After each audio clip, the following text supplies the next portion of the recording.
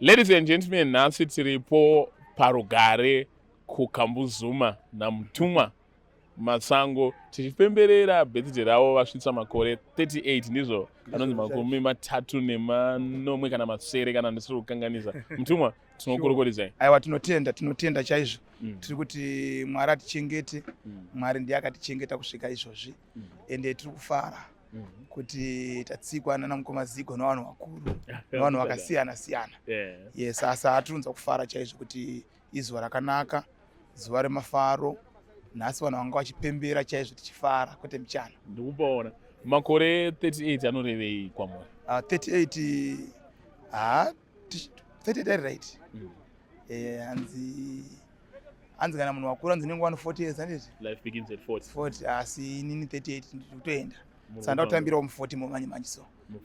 Kuridza naMwari. Plus zvinhu zviti ndozvigonaka. Mwari ndiye anochengeta vanhu. Zvii Mwari zvaakufundisai mumakore esaya?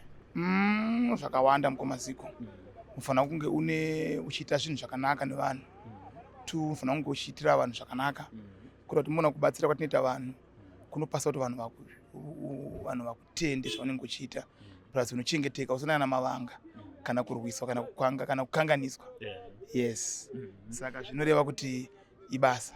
Alright. Then vanhu vanobva vati makore 38 epachitupa aya vanhu vanenge vachitoti pamwe Mutumwa watori kuma 33, 32. Aiwa, kugeza uku.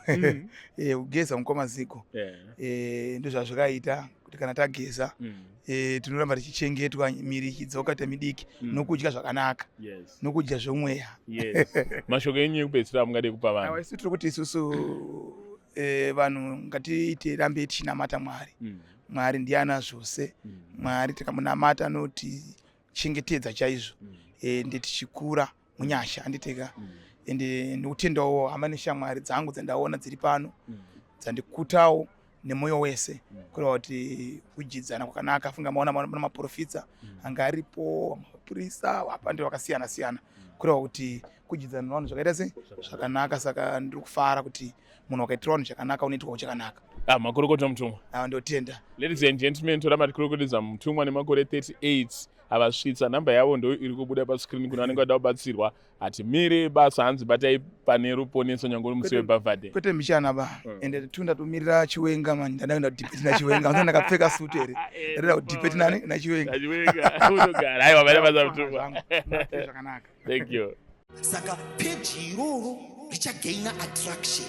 Ragaina attraction unotsvaga mablogger anazigo ovabhadhara anazigo ma50 nema100 ekupota vachiposta tumavidhiyo futi tumwe chetepo anazigo. Saka unotomupa uchipinda mumotikari yekuhaya omudza kuti isa caption yekuti pinga isina noise anazigo. Panopera 1 week vachikuposta anazigo. Uchiita sekudaro I can guarantee you that within